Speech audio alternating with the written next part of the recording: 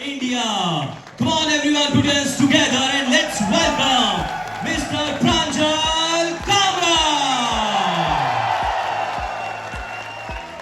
इससे पहले प्रांजल अपना सेशन स्टार्ट करें, एक छोटी सी मैं आपको इंसिडेंट बताता हूँ प्रांजल के साथ जो हमारा हुआ। ये सेशन इनिशिएट और ये आइडिया होना, इसका सबसे मेन क्रेडिट जाता है प्रांजल को। हुआ ये था मैं और प्रांजल दिल्ली में मिले थे एक इवेंट में। हम लोग का ही साथ में ही एक प्रोग्राम था, मैं और प्रांजल साथ में थे। प्रांजल को मैंने ऐसे मस्ती मस्ती पूछ लिया, बेसिकली कल मेरे बेटे का बर्थडे था, मैंने मस्ती में पूछ लिया, प्रांजल मेरे बेटे का बर्थडे है, फर्स्ट आप आओगे क्या कोटा? प्रांजल बोलता कि भाई मैं तो आ जाऊंगा, आप मुझे बुलाना नहीं चाहते, मुझे ऐसा लग रहा है जिस तरीके से आपने इनवाइट दिया है, आप अगर बुला लिए तो 100% मैं कोटा आऊंगा, ये मेरी guarantee. And I was shocked कि अच्छा आप कोटा आ जाएंगे, ठीक है, ये कुछ अच्छा लगा। इस तरीके से फिर आगे बढ़ते गए, फिर नेक्स्ट शुभशीष से बात हुई, ही वाज लाइक हाँ भाई मैं आ रहा हूँ, आप बुलाओ। इस तरीके से जब मेरे पास 10 के ऊपर कंफर्मेशन आई, फिर मैं स्टार्ट 10 हमारे दोस्त यहाँ पे आ रहे हैं कोटा, तो क्यों ना एक सेशन भी हो जाए सबके लिए, कुछ ना कुछ हम सीख भी ले साथ में। So thank you so much Pranjal for giving me this idea for this complete session. मैं बिल्कुल ही खाली आ जहाँ बुलाओगे आ जाऊँ।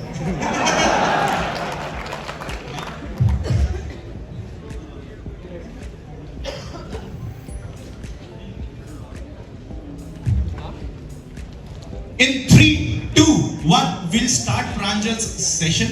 बहुत मजेदार होने वाला है। I am very. आप में से कितने लोग स्टॉक्स में इन्वेस्ट करते हैं ऑलरेडी? ओके, कितने लोग प्रॉफिट में? सभी प्रॉफिट में, तो मैं जाता हूं फिर। ओके,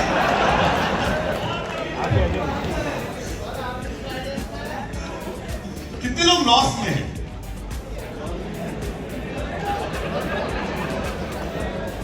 ओके, कितने लोग पिछले 2 साल में एंटर हुए इसलिए प्रॉफिट में? ओके,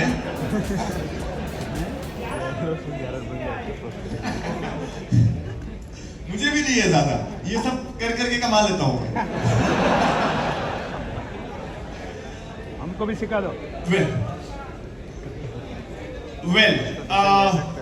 यू नो बहुत ज्यादा मुझे आता नहीं है, एंड आई ऑलवेज ट्राइड कि इन्वेस्टिंग को हम जितना सिंपल कर सकें, जितना ऐसा कर सकें कि हर कोई निवेश कर सके, उस तरह की इन्वेस्टिंग मुझे करनी है। तो इन्वेस्टिंग के साथ अच्छी बात यह है कि इट्स एन आर्ट।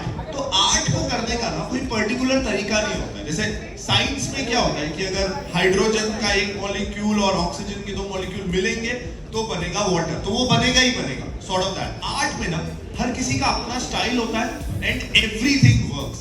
तो हम अगर स्पोर्ट्स देखें, हम अगर म्यूजिक देखें, हर कोई अलग तरीके से गाता है। क्रिकेट हर कोई अलग तरीके से खेलता है, कोई अटैकिंग खेलता है, कोई डिफेंसिव खेलता है, लेकिन हर कोई उतना ही अच्छा इन्वेस्टर हो सकता है डिफरेंट स्टाइल्स के बावजूद। तो one great thing that I like about investing is, इसको कोई भी कर सकता है, उसका टेम्परामेंट कैसा है, नेचर कैसा है, स्ट्रेंथ क्या है, कौन सा सब्जेक्ट आता है, कौन सा सब्जेक्ट नहीं आता है, ये सब मैटर नहीं करता। Another great thing about investing is, अगर मैं बहुत फ्रैंकली बोलूं ना, तो आपको इन्वेस्टिंग सबसे पहला सवाल आता है कि खुद क्यों करनी चाहिए, म्यूचुअल फंड्स क्यों नहीं? तो अगर मैं बहुत ऑनेस्टली बोलूं तो mutual funds team of experts हैं, उनको बहुत सारे एडवांटेजेस हैं हमारे मुकाबले।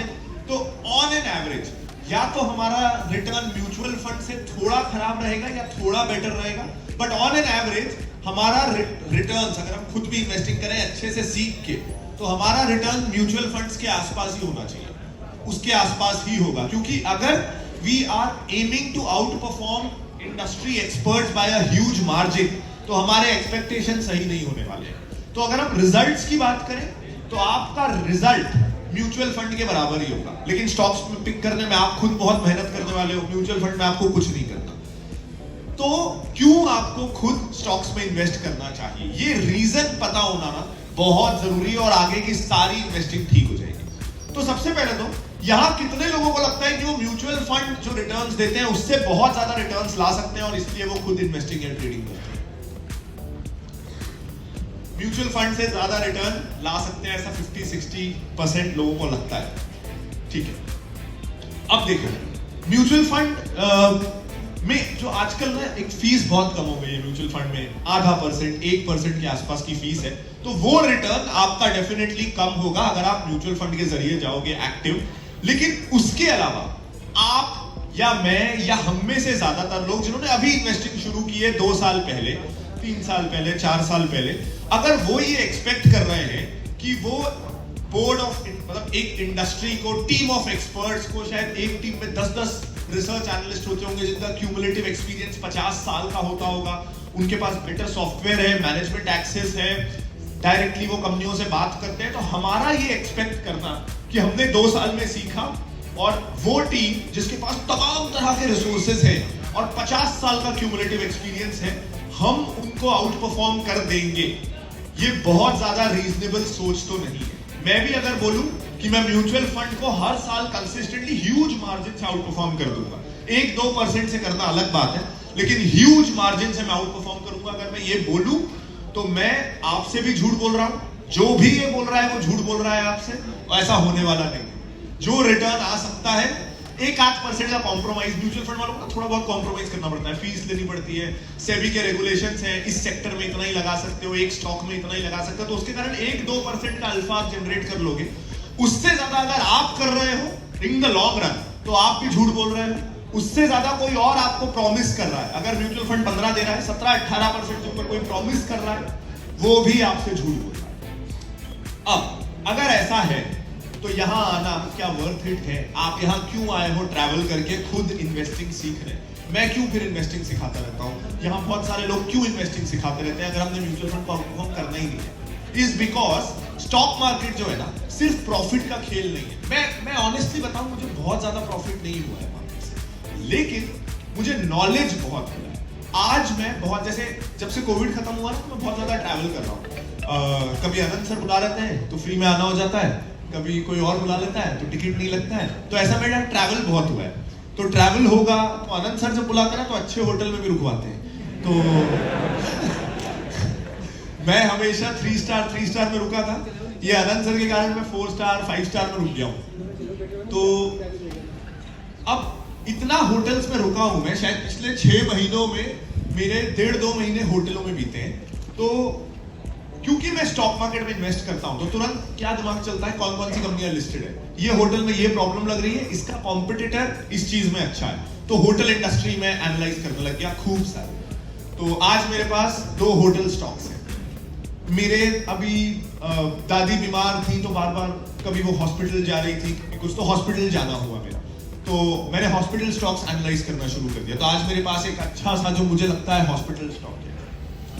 तो स्टॉक मार्केट ना एक जरिया है मेरे लिए जिससे मैं डेली लाइफ में जो कुछ सीख रहा हूँ, हॉस्पिटल जाके मैं सीखा हॉस्पिटल कैसा होता है, होटल जाके सीखा होटल बिजनेस कैसे होता है, उससे मैं पैसा कमा सकूं। तो मेरी डेली लाइफ से जो मैं सीख रहा हूं, मैं उससे पैसा कैसे कमाऊं, मेरे दिन भर का जो 24 घंटे का अनुभव है उसको मैं यूज करके पैसा कैसे कमाऊं, ये मेरे लिए स्टॉक मार्केट है। तो उससे क्या होता है ना, मैंने जो प्रैक्टिकली हॉस्पिटल जाके देखा, होटल जाके देखा, जब मैं आके पढ़ा तो मुझे समझ में आया अच्छा ऐसा क्यों होता है, अच्छा ओबरॉय हर शहर में बाकी होटल से 30% महंगा क्यों है, फिर भी वो पूरा फुल क्यों रहता है, ऐसा क्यों होता है। तो स्टॉक मार्केट मुझे ऐसा लगता है कि मुझे एक ज्यादा इंटेलिजेंट इंसान बनाता है, और अगर आप ज्यादा इंटेलिजेंट इंसान बनोगे तो आप अपने काम में ज्यादा कमाओगे, आप नौकरी में प्रमोट जल्दी होगे, आप प्रोफेशन में ज्यादा पैसा कमाओगे, आप बेसिकली मोर वेल्दी बन जाओगे।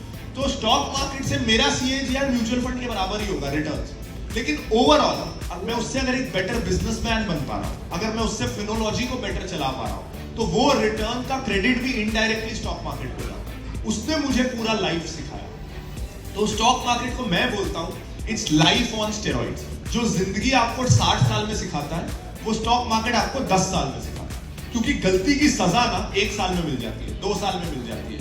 जिंदगी में हमको कई बार 10 साल पहले का डिसीजन 10 साल बाद रखता है, अरे यार वो गलती हो गया था, उस समय साइंस जबरदस्ती ले लिया।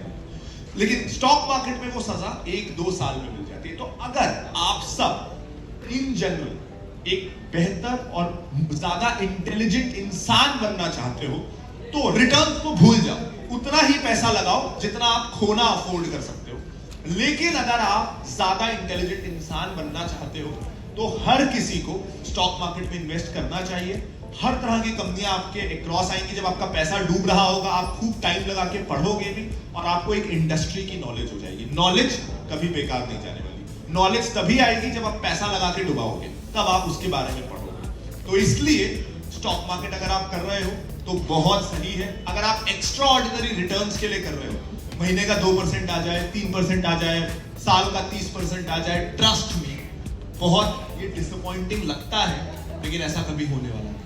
1 साल आ जाएगा, 2 साल आ जाएगा, जिंदगी भर में। क्योंकि पता है प्रॉब्लम क्या है, अगर आप 30% का रिटर्न हर साल ला रहे हो ना, मतलब स्ट्रक्चरली आपका जो प्रोसेस है वो बहुत हाई रिस्क प्रोसेस है।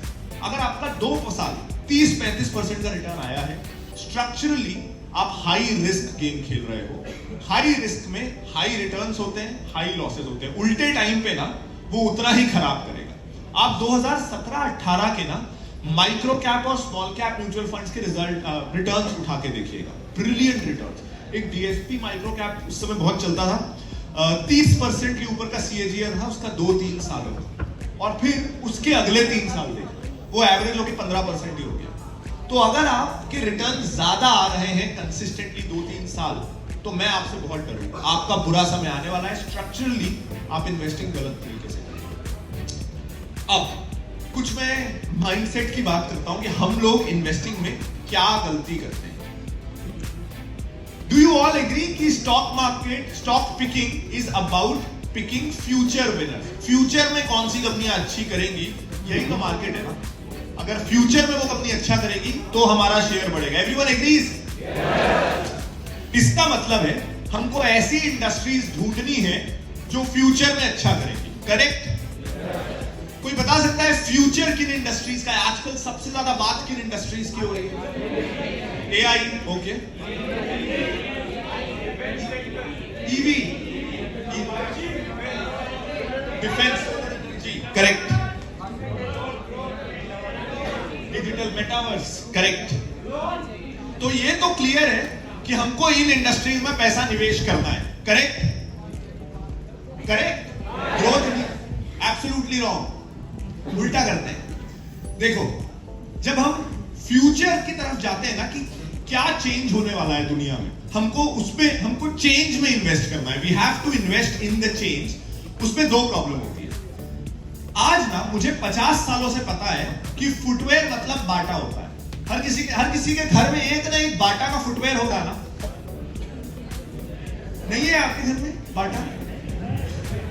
किसके घर में बाटा का कभी कोई चप्पल या जूता नहीं है? बहुत। किसने कभी ना कभी बाटा का कोई ना कोई फुटवेयर पहना है? बाटा का कभी ना। करेक्ट। तो लगभग सबने 90% लोगों ने यहां बाटा का फुटवेयर पहना है। किसने कभी ना कभी कोलगेट का टूथपेस्ट यूज किया है? पिया सर, आपका टूथपेस्ट कौन सा है? कोलगेट है ना? तो सबका टूथपेस्ट कभी ना कभी कोलगेट रहा है। करेक्ट? एक बार फिर से, सबने कभी ना कभी कोलगेट यूज किया है? सबने करके, यार मैं भूल गया हूं। किस के पास कोलगेट का स्टॉक है? कोलगेट यूज सबने किया है, स्टॉक किसी के भी पास नहीं। तो अब आप सोचो, ये बेसिक इन्वेस्टिंग का violation. We are not investing in what people are consuming. तो हम वो कंपनी नहीं खरीदेंगे जिसके प्रोडक्ट्स लोग खरीदें। ये कितना अजीब है। किस के पास यहां पे इन्फोसिस या टीसीएस है? ओके। फिनिकल किसने खरीदा हुआ है? किसी ने नहीं, राइट? किसी के भी पास इन्फोसिस का डायरेक्टली कोई प्रोडक्ट नहीं है, टीसीएस का कोई प्रोडक्ट हमने डायरेक्टली खरीदा नहीं है, लेकिन स्टॉक खरीद लिया। असल में हम में से ज्यादातर लोगों को टीसीएस और इन्फोसिस का फर्क भी नहीं पता है। हमको बस ये पता है कि दोनों आईटी सर्विसेज में है, लेकिन टीसीएस इन्फोसिस से कैसे अलग है ये हमको नहीं पता। डाबर और कोलगेट एक दूसरे से कैसे अलग है ये हमको पता है, लेकिन हम लेंगे नहीं। पता है, स्टॉक्स को ना हम परफ्यूम और कपड़ों के जैसे खरीदने लगे, दूसरों को इंप्रेस करने के लिए। अगर मैं बोलूंगा ना, और ये सच में मेरे साथ होता है, कई बार मेरे क्लाइंट्स जब रेसिपी पे हमारे स्टॉक्स देखते हैं, पहला रिएक्शन होता है, अरे कोलगेट ही लेना होता तो मैं खुद ले लेता। तो हम बोलते तो ले लेता ना भाई, किसने होता है। उनको चाहिए मैजिक, कोई जादू की पुड़िया जो एकदम उनको पता ना हो और जो मल्टीबैगर हो गया। हमको रिटर्न्स चाहिए ही नहीं, हमको जादू चाहिए। तो जब हम जादू ढूंढने जाते हैं ना तो हमको स्कैम मिलता है। हमेशा जब भी हम जादू ढूंढने जाएंगे स्कैम मिलेगा, लेकिन लोगों को मजा उसी में आता है। तो हमारा माइंडसेट ये हो गया है, हमारा स्टॉक ऐसा हो जो हम जब 10 दोस्तों के सामने बोले ना तो वो बोले, ये बाप रे, ये चांद पे जाने वाला है, ये मार्स पे जाने वाला है, ये जुपिटर पे जाने वाला है, ओ ये कैंसर का इलाज इसने ढूंढ लिया। तब हम बनेंगे कूल, लेकिन हमको रिटर्न नहीं मिलेगा। क्योंकि सिंपल सी चीज है, जब हम चेंज वाली इंडस्ट्रीज ढूंढते हैं ना कि कौन सी इंडस्ट्री का फ्यूचर है, कौन सी industry is the industry of the future, तो उसमें आपको दो चीजें देखनी होती है। एक तो आपको देखना होता है, जैसे मैं थोड़े साल पहले का एग्जांपल दूं, चेंज ना बहुत तेजी से करवटे बदलता है। जैसे आज से 15 साल पहले जब हम डीवीडी के बाद, तो पहले सीडी आई, फिर डीवीडी आई, फिर डीवीडी के बाद क्या आएगा, इस पे ना दो ग्रुप्स थे, एक पैनासोनिक और कुछ कोरियन कंपनीज एक तरफ थी जो बोलती थी कि HD DVD is the next. Actual winner कौन होगा ये आज बोल पाना ना मुश्किल होगा। तो एक तो चेंज एग्जैक्टली कैसा होगा वो प्रिडिक्ट करना मुश्किल होता है, और चेंज का विनर कौन होगा ये प्रिडिक्ट करना मुश्किल होता है। और इन्वेस्टिंग में अगर आप मुश्किल चीजें करोगे तो आप खत्म हो जाओगे। इन्वेस्टिंग में सबसे आसान चीजें करनी है, ब्लाइंड चीजें, ऑब्वियस चीजें। तो मेरा इन्वेस्टिंग का तरीका एकदम उल्टा है। मेरा इन्वेस्टिंग का तरीका है, मैं विनर्स ढूंढ ही नहीं रहा। मेरे को चाहिए भी नहीं कि 10 साल बाद, 5 साल बाद, 2 साल बाद विनर कौन होगा, मल्टीबैगर कौन होगा। मल्टीबैगर ढूंढने जाऊंगा ना, जीरो वाले स्टॉक्स मिलेंगे। मेरा तरीका है, मैं खुद से उल्टे सवाल पूछता हूं कि 5 साल बाद विनर कौन होगा, भूल जाओ। 5 साल बाद सर्वाइव कौन होगा? क्या बाटा 5 साल बाद भी सर्वाइव करेगा? क्या कोलगेट 5 साल बाद भी सर्वाइव करेगा? देखो, अगर आपने 20 सर्वाइव करने वाले स्टॉक ढूंढ लिए ना, 5 अपने आप मल्टीबैगर हो जाएंगे। क्योंकि मल्टीबैगर होने के लिए सर्वाइव करना तो जरूरी है ना। सर्वाइव कोई मल्टीबैगर नहीं हो सकता। तो ना एक बहुत मेरे को ये मुहावरे वगैरह ज्यादा याद नहीं रहते। मेरे को एक ही मुहावरा जिंदगी में याद रहा है, अपार्ट फ्रॉम वो तो 4वीं 5वीं में स्कूल के प्रवर्ब्स होते थे ओल्ड इज गोल्ड टाइप के, लेकिन एक ढंग का मुहावरा जो मुझे याद रहा है वो ये कि to finish first you must first finish. Race में फर्स्ट आने के लिए रेस को खत्म करना जरूरी है। तो आप अगर बस ऐसे खिलाड़ी ढूंढ लो ना जो रेस से बाहर नहीं होने वाले, तो आपको 4-5 ऐसे खिलाड़ी। इन्वेस्टिंग में अच्छी बात ये है ना, आप एक साथ 20 घोड़ों पे दाव लगा सकते, एक साथ 25 घोड़ों पे दाव लगा सकते, कोई ना कोई तो जीतेगा। लेकिन और एक इसका एक काउंटर अप्रोच कि मीडिया और हम लोग किस तरीके से कई बार गलत अप्रोच को आत्मसात को इंग्लिश में इम्बाइब कर लेते हैं। सो मैं रिलायंस इंडस्ट्रीज का एग्जांपल लेता हूं। मुकेश अंबानी किस की आइडल है? वो ज्यादा नहीं है, मैं कैसे दूं ये एग्जांपल? मेरा रास्ता फास्ट है। अरे यार चलो ठीक है, फिर भी मैं बोल देता हूं। वो तो मेरे भी है ना, उनके खिलाफ नहीं बोल। मैं पॉलिटिकल पंगे नहीं लेता। बट सो रिलायंस की हम बात करते हैं। आज we all know how big, how successful it is. 2011 से 15 जब उनका इन्वेस्टमेंट साइकिल चल रहा था जियो को स्केल अप करने के लिए, जब देवर ऑन द स्टेज ऑफ कि पैसा लगाओ, नेटवर्क बिल्ड करो और रिजल्ट 2016 से आना शुरू होगा, तो वो 4 साल the balance sheet was not looking good, क्योंकि पैसा लगे जा रहा था। 1.5 लाख करोड़ के आसपास का डेट हो गया था, लेकिन पैसा आ नहीं रहा था। तो वो 4 साल balance sheet was looking terrible. It played out well. Reliance ने कैलकुलेटेड रिस्क लिया, जो सोचा वैसा हुआ, और आज it looks like such a great decision. लेकिन 2011 में उन्होंने अपनी नेटवर्थ का दुगना डेट ले लिया था। अगर उस समय वो बेट नहीं चलती, जियो जैसा प्लान किया था वैसा नहीं होता, तो आज रिलायंस कहां होता, जहां शायद अनिल अंबानी वाला रिलायंस है। तो ये ना इन हाइंडसाइट हमको वो बहुत हीरो लगता है। लेकिन क्या होता है, ऐसा ही रिस्क लेने के चक्कर में आज वीडियोकॉन इज नॉट हियर, ऐसा ही रिस्क लेने के चक्कर में आज Vijay Mallya is not here, ऐसा ही रिस्क लेने के चक्कर में आज सुभाष चंद्रा का Zee group is much smaller than what it was. तो हाई रिस्क अप्रोच से क्या होता है, अगर 10 लोग पहाड़ से कूदेंगे ना, एक आध पेड़ में फंस के जिंदा बच जाएगा, हम क्या बोलेंगे, ये क्या माउंटेन डाइवर है। तो ऐसा नहीं है ना, अगर हम हाई रिस्क लेंगे जिसमें 70% चांस है डूबने का, तो 3 विनर आप में से 3 लोग विनर बन जाएंगे। अगर आप रात दिन इंट्राडे करेंगे, कुछ रिस्की स्टॉक्स में इन्वेस्ट करेंगे, 10 में से 3 लोग उसमें भी खूब पैसा कमाएंगे। लेकिन इसका मतलब वो नहीं है ना कि हम वो प्रोसेस करने लग जाए। हमारा प्रोसेस ऐसा होना चाहिए जिसमें 10 में से 9 लोग विनर। हाई रिस्क प्रोसेस में क्या होता है, 10 में से जो 3 विनर लगते हैं, ऐसा लगता है वो जीनियस है। नहीं यार, ये प्रोबेबिलिटी है, उस अप्रोच में 30% सक्सेस रेट था। लेकिन हम लोग हमारी फाइनेंशियल लाइफ, हमारा रिटायरमेंट, हमारी फैमिली की प्लानिंग, हमारी फैमिली की क्वालिटी ऑफ लाइफ उस 30% के भरोसे नहीं छोड़ सकते। हमारा अप्रोच एटलीस्ट 90% वाला होगा, क्योंकि हम हमारी फैमिली के साथ और हमारे साथ गैम्बल नहीं कर सकते। यार वो मैं सिगरेट नहीं पीता, मैरिको है मेरे पास, HUL है मेरे पास, पिडलाइट है मेरे पास,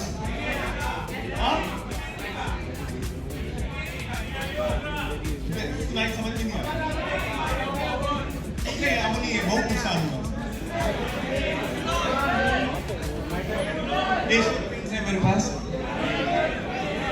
CDSL तो मेरा फेवरेट है, वो तो है। वोडाफोन आइडिया नहीं भाई, डिविस लैब, मेरे को फार्मा समझता नहीं है, वंडरलैंड मेरे को बहुत पसंद है। हाँ, सबके सामने निकालो मेरी गलतियां। AMC नहीं है मेरे पास, हो गया सर, मर गया मैं उसमें। जाने दो सर। यार बैटरी तो नहीं समझती मुझे, पावर बिल्कुल नहीं,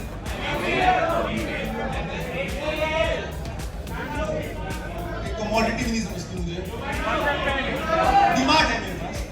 तो इस तरह के स्टॉक्स, मतलब ऐसा लगेगा कि इसको हमने यूट्यूबर बना रखा है, इसको ये तो एशियन पेंट्स, पिडलाइट, HUL ये सब खरीदता है। लेकिन द पॉइंट इज कि जबरदस्ती का हीरो बनने में हमेशा प्रॉब्लम होगा। देखो, एक मैं सिंपल चीज आप लोगों को बताता हूँ। हम ना जब शर्ट खरीदने भी जाते हैं ना, तो 5 दुकान जाते हैं, 2000 के लायक ये कपड़ा है कि नहीं, 1000 के लायक है कि नहीं। मैं ना यूनिक्लो की 900 वाली पहनता था, जब से ये 450 की जॉकी वाली मिली है, ये बेस्ट है। तो हम छोटी सी चीज में भी रिसर्च करते हैं 500 रुपए लगाने से भी पहले, और उसके बारे में हमको इनसाइड आउट पता रहता है। बस एक स्टॉक्स ऐसे हैं जिन्होंने यहाँ इन्फोसिस और TCS के लिए हाथ उठाया था, दोनों के बीच क्या डिफरेंस है बताइए। किस किस के पास यहाँ टेक महिंद्रा है? पता है, Tech Mahindra substantial revenue telecom से आता है, लेकिन हमको ये नहीं पता। कभी ना होने से तो बेटर है, वरना हम सारी जिंदगी अगले साल करोड़पति बनने के चक्कर में लगे रहते हैं और कभी नहीं बन पाते। इससे अच्छा है कि 20 साल बाद ही बन पाए। तेरे बच्चे को 0 से शुरू नहीं करना पड़ेगा, वो वहां से जब 10 करोड़ से इन्वेस्टिंग शुरू करेगा, वो 20 साल में 1000 करोड़ करेगा, और आप अपने राज्य के सबसे अमीर लोग होंगे। तो क्या करो,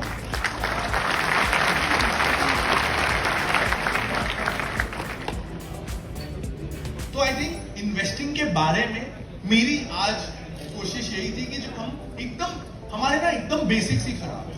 हम गलत रीजन से इन्वेस्टिंग शुरू करते हैं, गलत एक्सपेक्टेशन से करते हैं, गलत तरीके के स्टॉक्स करते हैं। आपको ना एक ही सिंपल रूल अगर आप रख लो, मैं सिर्फ उसी कंपनी में निवेश करूंगा जिसका अगर मेरे को कल CEO बना लो ना, तो मैं उस कंपनी को इतने अच्छे से जानता हूं कि मैं चला लूं। क्योंकि हम जिंदगी में और कहीं भी बिना एक्सपर्ट हुए पैसा नहीं लगा, और 500-1000 रुपए भी नहीं लगा। वो शादी की शॉपिंग के लिए भी ना खुद को नहीं आता, तो मैं अपनी बहन को लेके जाता हूँ, क्योंकि वो उसमें एक्सपर्ट है। 10,000 की शॉपिंग कर लूंगा, 5,000 की शॉपिंग कर लूंगा, लेकिन उसके लिए भी मैं एक्सपर्ट को लेके जाता हूँ। मार्केट में हम ये नहीं। और वही आपको जिंदगी में 4 स्टॉक्स चाहिए 4 सेक्टर चाहिए जिसकी आपको समझ हो यार कि कंज्यूमर, कपड़ों वाला सेक्टर तो सबको अकल होती है ना बेसिकली, साबुन तेल टूथपेस्ट वाले सेक्टर की सबको अकल होती है। एक आप जिस इंडस्ट्री में हो, बैंक में काम करते हो, इंजीनियर हो, जो उस इंडस्ट्री की अकल होती है। एक इंडस्ट्री के बारे में थोड़ा पढ़ लेना, पढ़ोगे हो गई 4 इंडस्ट्री, इसके अलावा निकलना ही नहीं है बाहर। और इन 4 इंडस्ट्री में 5-5 कंपनियां उठा लो, 20 कंपनियां